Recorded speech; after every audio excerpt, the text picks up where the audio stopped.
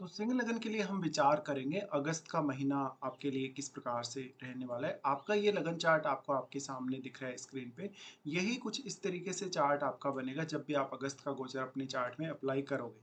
यहाँ पे जो ग्रहों की प्लेसमेंट है वो हालांकि मंथ के मध्य में चेंज भी हो सकती है। हम आगे बढ़ने से पहले देखेंगे ग्रहों की गोचरीय स्थिति को। इसके बाद देखेंगे कि ये जो आपको प्लेसमेंट नजर आ रही है सारी की सारी, इसका जो असर है वो आपके ऊपर कैसा रह सकता है।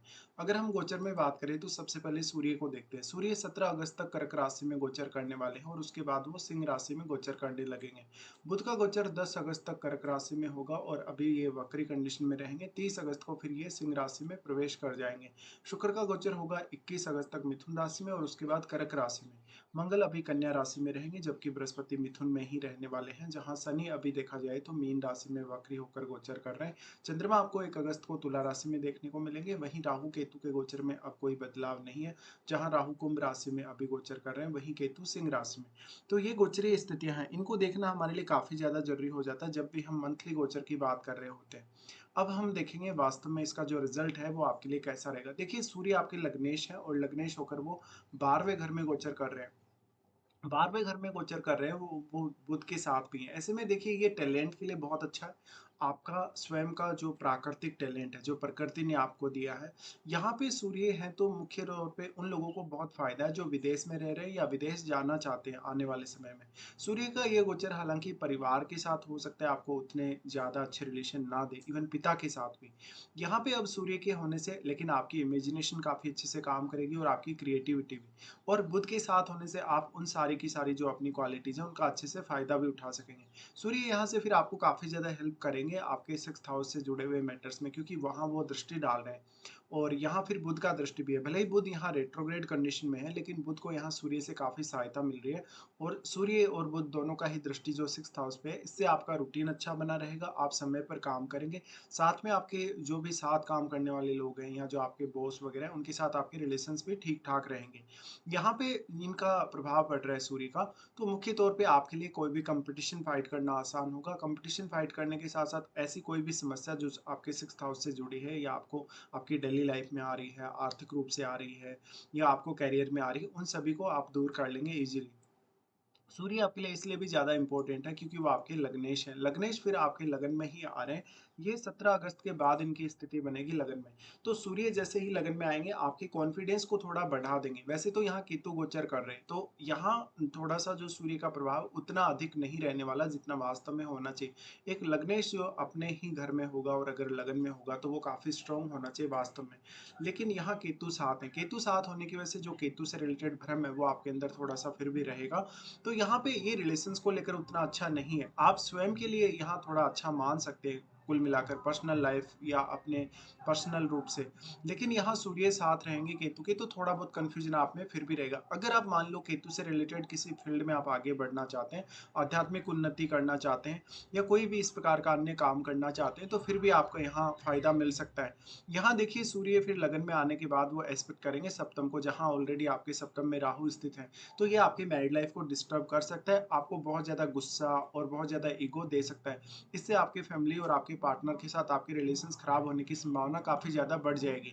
उसके बाद हम आगे बढ़ जाते हैं, बुध को देख लेते हैं। बुध यहाँ पे आपके चार्ट में देखा जाए तो 11वें घर के स्वामी और आपके दूसरे घर के स्वामी बनते हैं। बुध अभी फिलहाल वक्री कंडीशन में चल रहे हैं। बुध का वक्री होना आपके लिए आर्थिक रूप से काफ़ी अच्छा रहेगा, क्योंकि आर्थिक रूप से वो फैसले जो अभी आपको बदलने हैं, जहाँ पर आपने अपने लिए कुछ गलतियाँ कर ली, कुछ ऐसे डिसीजन भी ले लिए जो वास्तव में आपके लिए कारगर साबित नहीं होने वाले, वहां पर अब आप बदलाव कर सकते हैं साथ साथ में। लेकिन जो दूसरे ग्रह हैं जैसे मंगल है या शुक्र और गुरु हैं, ये आपको काफी हेल्प कर रहे हैं क्योंकि ये बुध के भाव में ही इस समय में गोचर कर रहे हैं। तो बुध अगर देखा जाएगा तो आपके सेकंड लॉर्ड होकर और 11th लॉर्ड होकर वो 12वें घर में गोचर कर रहे हैं। तो मेनली अब आपका इनकम का सोर्स अगर 12वें घर से जुड़ा है तो ये फिर भी आपके लिए अच्छा है। फिर यहाँ सूर्य और बुध दोनों का ही दृष्टि है, जैसे कि अभी हमने सूर्य के साथ बात किया था। तो बुध का जो दृष्टि है साथ में सूर्य के, वो आपको काफी हेल्प करेगा 6th हाउस से जुड़े हुए मैटर्स से निपटने के लिए। उसके बाद हम यहाँ शुक्र को देखेंगे। शुक्र तीसरे घर के स्वामी है और चार्ट में वो 10वें घर के भी स्वामी है। और शुक्र आ रहे हैं आपके 11वें घर में। देखिए 11वें घर का शुक्र आपके लिए काफ़ी ज़्यादा पॉजिटिव रहेगा। यहाँ पे आपके नेम फेम या नेटवर्क को बढ़ाने के साथ-साथ आपकी एक्सपेक्टेशन को भी पूरा करने में आपको मदद मिल सकेगी। और यहाँ गुरु जैसा शुभ ग्रह भी साथ में रहेगा। तो शुक्र जब 10वें घर के स्वामी होकर और तीसरे घर के स्वामी होकर इस तरीके से आ रहे हैं 11वें घर में, तो ये आपके मान-सम्मान और पॉपुलैरिटी को भी बढ़ाता है। साथ-साथ में ये आपको कुछ एक्स्ट्रा इनकम सोर्स के आइडिया दे सकते हैं। दोनों का ही दृष्टि आपके पंचम पर रहेगा, जहाँ पंचमेश खुद गुरु ही है और वो अपने ही भाव पे शुक्र के साथ बैठ के दृष्टि डाल रहे हैं। ऐसे में ये आपका जो समय संतान पक्ष के लिए अगर देखा जाए, आपका कहीं न कहीं कोई आपकी लाइफ में है, कोई आपका लवर है, उसके लिए अगर देखा जाए और आपकी भावनात्मक रूप से अगर देखा जाए, तो ये काफ़ी अच्छी स्थिति मानी जा सकती है। यहाँ पे अब ये गुरु का घर है, गुरु का घर होने की वजह से यहाँ शुक्र का जो प्रभाव पड़ रहा है, वो उतना ज़्यादा इफ़ेक्टिव कभी-कभी नहीं होगा, क्योंकि पंचम भाव वास्तव में क्रिएटिविटी का भी है। लेकिन ये गुरु का घर है, तो आपको गुरु से रिलेटेड यानी आध्यात्म से रिलेटेड या धार्मिक विषयों से रिलेटेड कुछ भी नया सीखना है, ज्ञान प्राप्त करना है या ऐसे कार्यों के माध्यम से आपको धन संपत्ति प्राप्त करनी है, तो उन मामलों में आप ज़रूर बेहतर कर सकेंगे। हालाँकि यहाँ पे दोनों का जो प्रभाव पड़ रहा है पंचम भाव पे, वो आपको मेंटली बहुत ज़्यादा बैलेंस में लाएगा और आपको यहाँ पे कुछ अच्छे फैसले लेने में मदद मिल सकेगी। इसके बाद अगर हम देखें तो हम मंगल को देखते हैं। यहाँ पे लेकिन शुक्र फिर 12वें घर में भी गोचर करने लगेंगे, जो आपके लिए आर्थिक रूप से काफ़ी अच्छा रहेगा और टैलेंट के मामले में भी। फिर अगर मंगल की बात करें तो मंगल 4th लॉर्ड हैं और वो आपके चार्ट में 9th लॉर्ड भी हैं। मंगल का गोचर हो रहा है आपके दूसरे घर में। देखिए दूसरे घर में मंगल का गोचर हम उतना अच्छा नहीं मानते हैं कभी-कभी। लेकिन यहाँ मंगल क्योंकि 4th लॉर्ड है वो और 4th लॉर्ड का अगर 2nd हाउस में गोचर है, तो ये आपके मनी रिलेटेड मैटर्स में, आपके भौतिक संसाधनों के मामलों में या फैमिली रिलेटेड मैटर्स में आपके लिए काफ़ी सपोर्टिव रहेगा। मंगल यहाँ है तो मंगल क्योंकि वो भाग्येश है, इस समय आपका अगर फैमिली के साथ कोई लंबा टूर होता है, कोई लंबी यात्रा होती है, तो ये आपके काफ़ी फ़ेवर में होगी। मंगल यहाँ पे क्योंकि 4th लॉर्ड है, तो यहाँ आप अपनी फैमिली से काफ़ी ज़्यादा अपेक्षाएँ रखेंगे और ये मंगल जो है वो आपको काफ़ी फ़ास्ट डिसीज़न लेने के लिए प्रेरित करेगा। यहाँ क्योंकि मंगल का दृष्टि भी है पंचम पर। ऐसे में आपकी लव लाइफ़ थोड़ी डिस्टर्ब ज़रूर हो सकती है या आपको संतान के साथ थोड़ा-सा तनाव महसूस हो सकता है संबंधों को लेकर। ऐसा जो मंगल है वो आपको काफ़ी ज़्यादा प्रेरणा दे रहा है, आपको रिस्क लेने के लिए प्रेरित कर रहा है, आपको सही डिसीज़न लेने और काफ़ी फ़ास्ट सोचने के लिए प्रेरित कर रहा है। लेकिन यहाँ गुरु जो अपनी दृष्टि डाल रहे हैं अपने पंचम भाव पे, वो इस स्थिति को काफ़ी ज़्यादा बैलेंस में लाएँगे। मंगल यहाँ से फिर देख रहे हैं आपके अष्टम भाव को, अष्टम भाव पर जब दृष्टि पड़ेगी, यहाँ शनि क्योंकि वक्री कंडीशन में गोचर कर रहे हैं, तो यहाँ मंगल का उतना नेगेटिव प्रभाव नहीं पड़ेगा, शनि होने के बावजूद भी। अब शनि यहाँ वक्री कंडीशन में जो स्वयं भी मंगल पर दृष्टि डाल रहे हैं, तो शनि भी यहाँ उतना ज़्यादा आपको डिले नहीं करने वाले और कोई नेगेटिव प्रभाव नहीं देने वाले। शनि वक्री होने की वजह से यहाँ मंगल अपना जो दृष्टि डाल रहे हैं, पूर्ण दृष्टि इनकी पड़ रही है। ऐसे में ये दृष्टि आपके लिए काफ़ी कारगर साबित होगी। तो वास्तव में अगर देखा जाए तो अब शनि आपको डिले नहीं कर रहे अष्टम भाव से रिलेटेड मैटर्स में और जब मंगल की दृष्टि पड़ जाए, तो आपका अष्टम भाव और भी ज़्यादा एक्टिवेट हो जाएगा। इसलिए आपको अष्टम भाव से संबंधित कोई भी काम करना है, कोई भी आपका प्रोफ़ेशन है इस भाव से जुड़ा हुआ या आपके रिश्ते भी जैसे आपके पार्टनर की फैमिली के साथ रिश्ते हैं, बाकी आपके माता-पिता से जो आपको वेल्थ वगैरह है, पैसा वगैरह है या कुछ भी आपको प्रॉपर्टी वगैरह मिलना है, उस मामले में भी। तो मंगल यहाँ आपको बेसिकली सपोर्ट ही कर रहे हैं कुल मिलाकर। मंगल फिर देखेंगे अपने घर को, नवम भाव पर जब दृष्टि डालेंगे तो ये आपके नवम भाव को काफ़ी स्ट्रॉन्ग बना रहे हैं क्योंकि वो अपने मूल त्रिकोण घर पे दृष्टि डाल रहे हैं। इसलिए नवम भाव से जुड़े हुए कार्यों में काफ़ी तेज़ी आएगी। यहाँ पर आपको ये देखने को मिलेगा कि आप अगर हायर एजुकेशन की तरफ आगे बढ़ना चाहते हैं, तो आप काफ़ी अच्छा कर सकेंगे। उसके बाद हम देखते हैं गुरु को। गुरु आपके पंचम घर के स्वामी और आपके चार्ट में वो अष्टम के स्वामी हैं। आप गोचर कर रहे हैं वो आपके 11वें भाव में। देखिए 11वें भाव में गुरु का होना ज़्यादातर केस में अच्छा माना जाएगा और जब वो आपके यहाँ पे तृतीयेश और 10th लॉर्ड के साथ है तो और भी ज़्यादा अच्छा। तो ऐसा गुरु आपको काफ़ी कुछ प्रोवाइड करेगा। ऐसा गुरु मुख्य तौर पे आपको अच्छी बुद्धिमत्ता और ज्ञान प्रोवाइड करेगा, जिससे दूसरों की नज़र में आप काफ़ी अच्छे साबित होंगे। दूसरों की नज़र में आप एज़ ए गुरु साबित हो सकते हैं। गुरु यहाँ है तो गुरु आपके लिए नए इनकम के सोर्सेज़ लाने वाले हैं, वो ड्यूअल साइन में ही हैं और खुद भी एक ड्यूअल ग्रह हैं। देखिए गुरु यहाँ है तो गुरु मुख्य तौर पे आपकी योग्यता के अकॉर्डिंग आपको रिज़ल्ट देंगे। तो यहाँ पे आप किसी को भी पैसा उधार देने से बचें। अगर आप किसी को पैसा उधार दे देते हैं या किसी की किसी भी प्रकार से सहायता कर देते हैं, तो हो सकता है कि सामने वाला आपको उस वे में रिस्पॉन्ड ना करे जिस वे में आप उसको कर रहे हैं।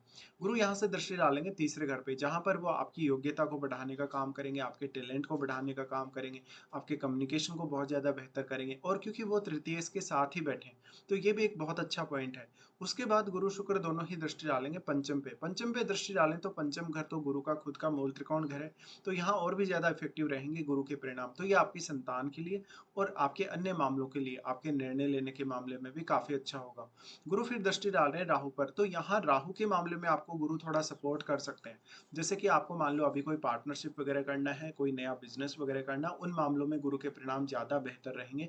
मैरिड लाइफ को लेकर यहाँ थोड़ा आपको इश्यू हो सकता है, क्योंकि ऑलरेडी जो सप्तमेश है वो भी अष्टम में ही गोचर कर रहे हैं।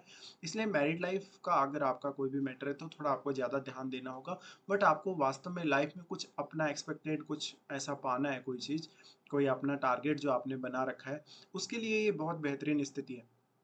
और वैसे हम देखें तो कुंभ का राहु काफ़ी अच्छा माना जाता है, लेकिन ये मैरिड लाइफ और रिलेशनशिप के लिए बिल्कुल भी अच्छा साबित नहीं होगा यहाँ पे। तो आपको यहाँ राहु से या कोई गुरु से कोई बहुत बड़ी उम्मीद इस मामले में नहीं करनी चाहिए, बल्कि आप अगर बिज़नेस करना चाहें या बिज़नेस में पार्टनरशिप करना चाहें, तब ज़रूर आप विचार कर सकते हैं।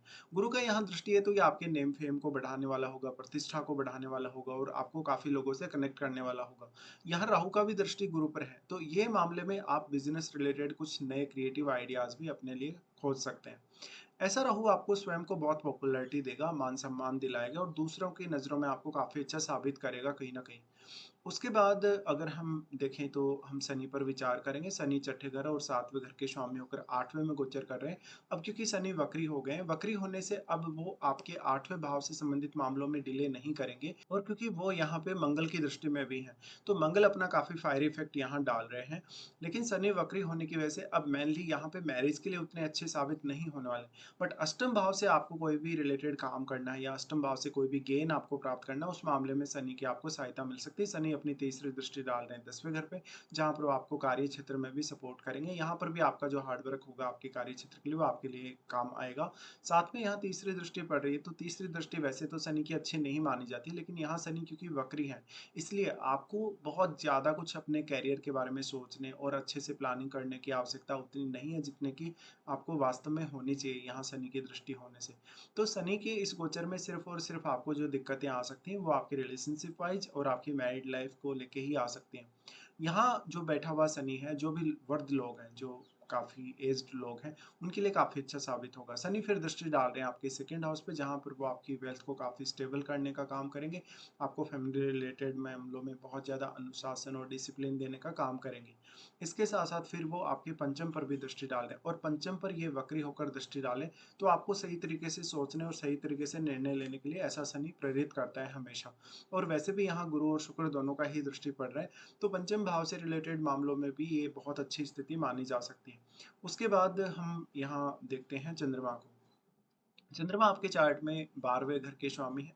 शुरुआत में चंद्रमा को देखा जाएगा तो ये आपके तीसरे घर में गोचर करेंगे। तीसरे घर में इनका गोचर करना आपकी टैलेंट के लिए बहुत अच्छा है, क्रिएटिविटी के लिए बहुत अच्छा है। आपको सडनली कोई यात्रा करनी पड़ सकती है। चंद्रमा फिर जा रहे हैं आपके 4th हाउस में। 4th हाउस में चंद्रमा जा रहे हैं तो यहाँ ये नीच के हो जाएँगे। अगर मान लो आप अपनी फैमिली से कहीं दूर रहते हैं, या आप अपनी फैमिली से दूर किसी विदेश या किसी अदर स्टेट में रहते हैं, तो निश्चित तौर पे आपकी थोड़ी चिंता बढ़ेगी। यहाँ आप अपने परिवार के साथ काफ़ी इमोशनल नज़र आएँगे, उसका असर थोड़ा आपके करियर पर भी पड़ेगा। ऐसे में हो सकता है कि आपका जो करियर पे ध्यान है, उससे हटकर आप अपने फैमिली के बारे में बहुत ज़्यादा सोचने लगें, और विशेष तौर पे आपकी माताजी को लेकर आपको थोड़ी चिंताएँ बढ़ेंगी। चंद्रमा उसके बाद जा रहे हैं आपके पंचम में। पंचम का चंद्रमा हमेशा आपको गेन देगा, यहाँ पर वो बृहस्पति की दृष्टि में भी रहेंगे, और यहाँ कहीं न कहीं वो अपने मित्र बृहस्पति के घर में भी रहेंगे। ऐसे में मान लो अगर आपके पंचम में शनि या फिर राहु केतु जैसा ग्रह नहीं है, तो यहाँ का चंद्रमा जो गोचर करता है वो आपको आर्थिक रूप से काफ़ी ज़्यादा सक्षम बना सकता है, और सही डिसीजन लेने के लिए भी प्रेरित कर सकता है। इस प्रकार का चंद्रमा आपकी इमेजिनेशन और क्रिएटिविटी के लिए बहुत ही ज़्यादा अच्छा रहेगा। चंद्रमा फिर जा रहे हैं आपके 6th हाउस में, जहाँ वो आपके एफर्ट को बढ़ा देंगे। कहीं न कहीं आपके ऊपर बहुत ज़्यादा ज़िम्मेदारियाँ हो सकती हैं। आपके जो काम और जो आपकी लाइफ़ है उसका बैलेंस नहीं बन सकेगा। यहाँ पर आपको एफर्ट्स भी बहुत ज़्यादा करने होंगे। तो यहाँ थोड़ा-सा जो चंद्रमा की स्थिति रहेगी, ये आपके लिए थोड़ी-सी कष्टप्रद रहेगी। तो इस तरीके से आपको देखना होगा इस मंथ को। अब हम राहु और केतु के बारे में भी बात कर लेते हैं। राहु अभी सप्तम भाव में गोचर कर रहे हैं, और सप्तम भाव का जो राहु रहेगा वो आपके लिए उतना अच्छा साबित नहीं होने वाला। यहाँ पर आपको मैरिज में मेनली प्रॉब्लम्स देखने को मिल सकती हैं। यहाँ पर अगर आप अभी मैरिज कर रहे हैं, फिलहाल आपका मैरिज का चांस वैसे बन रहा है। जिन लोगों को भी राहु की अंतर्दशा या महादशा चल रही है, उनके लिए काफ़ी प्रबल है। ऐसे में आपको अपनी मैरिज को लेके बहुत ही ज़्यादा सोच समझ के डिसीजन लेना होगा, क्योंकि राहु यहाँ कभी भी आपको चीट कर सकते हैं। इसके साथ-साथ लगन में केतु चल रहे हैं। देखिए वैसे तो सप्तम भाव का जो राहु है आपके पर्सनल नेम फेम के लिए बहुत अच्छा है। अगर आपको फॉरेन टूर करना है या फॉरेन में सेटल होने के लिए देखना है, तब भी ऐसा राहु आपके लिए काफ़ी सपोर्ट लाएगा। लेकिन बाकी रिलेशनशिप और अपनी मैरिड लाइफ के मामले में आपको खुद ही विचार करना होगा। केतु जो लगन में गोचर कर रहे हैं, ये केतु आपको आध्यात्म की तरफ ले जाने का काम करेंगे। साथ ही साथ आपको स्वास्थ्य से संबंधित कुछ दिक्कतें हो सकती हैं जब तक सूर्य आपके लगन में गोचर ना करने लगे। तो सूर्य का लगन में गोचर होगा 17 अगस्त तक, उसके बाद ही होगा, यानी 17 अगस्त के बाद ही होगा। तो 17 अगस्त तक की स्थितियों में आपको थोड़ा ध्यान रखना पड़ेगा। उसके बाद हम देख लेते हैं कौन-कौन से अच्छे दिन आपके लिए इस मंथ में है और कौन-कौन से ऐसे दिन हैं जहाँ पर आपको काफ़ी ज़्यादा डिफ़िकल्टीज़ सामने आ सकती हैं।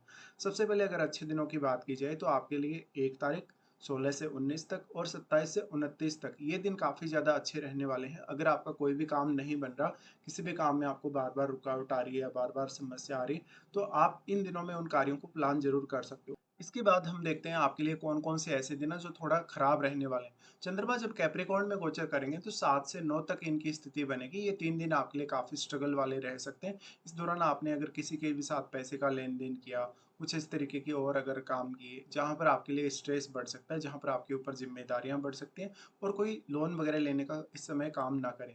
चंद्रमा 6th हाउस में रहेंगे तो डेली लाइफ में काफ़ी स्ट्रेस भी आपको रहेगा। चंद्रमा का गोचर फिर जब अष्टम में होगा तो 12 और 13 को आपको आर्थिक रूप से कोई बड़ा लाभ हो सकता है, लेकिन ये समय भी आपके लिए काफ़ी स्ट्रेसफुल रहेगा, एंग्जायटी रहेगी। तो यहाँ भी अपने स्वास्थ्य को लेकर आपको थोड़ा ज़्यादा सोचना होगा। चंद्रमा का गोचर जब अपने ही भाव में रहेगा 20 से 22 तारीख तक, तो ये आपके लिए काफ़ी इमोशनल समय रहेगा। यहाँ पर आपके चंद्रमा 12वें घर में रहेंगे तो आपसे कुछ बड़ा खर्चा करवा सकते हैं, आपको मेंटली थोड़ा वीक महसूस करवा सकते हैं। साथ-साथ में आपके कुछ गलत फैसले भी 20 से 22 तक हो सकते हैं, जो आपके फैमिली रिलेटेड मामलों को लेकर और अपने रिलेशनशिप को लेकर हो सकते हैं। तो ये कुछ आपके लिए डिफ़िकल्ट दिन रहने वाले हैं। फिलहाल हम वीडियो में पूरा डिस्कशन कर चुके हैं। आपको वीडियो देखने के लिए धन्यवाद।